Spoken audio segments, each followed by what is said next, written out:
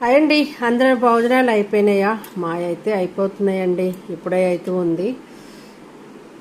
ఎన్ని ఉన్నా కూరలు మామిడికాయ పచ్చడిలోకి మాత్రం వెళ్ళకుండా ఉండనండి. అది చూడండి ఎంత బాగుందో, అసలు మంచి కలర్ఫుల్గా ఉంది, కానీ కారం ఉంది.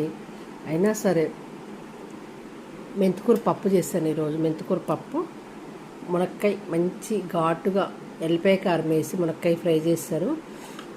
అది నిన్న చేసుకున్న మన నెయ్యి ఉంది కదా, నెయ్యి వేసుకొని పప్పులో అయినా పచ్చట్లో వేసుకొని నెయ్యి వేసుకొని అంటే అసలు కమ్మగా ఉందబ్బా. నెయ్యి అయితే చాలా బాగుంది.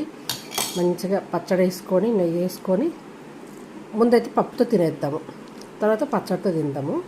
ఇంకా మనకు ఆవకాయ పచ్చడి చెప్పనక్కర్లేదు, నెయ్యి వేసుకుంటే ఎంత ఎంత ఇదిగా ఉంటుందో.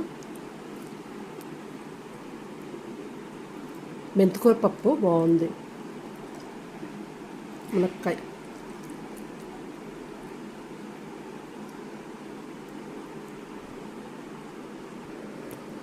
పప్పుతో అయితే కంప్లీట్ అయిపోయింది. ఇప్పుడు మునక్కాయ పచ్చడి, మునక్కాయ ఫ్రై పప్పులో కలుపుకునే బాగుంటుంది. మునక్కాయ ఫ్రైలు కొంతమంది పప్పులో కలుపుకుంటారు, నాకైతే అట్లా ఇష్టం ఉండదండి. ఇడిగా తింటేనే బాగుంటుంది. ఇది కూడా బాగుంది మునక్కాయ ఫ్రై కూడా.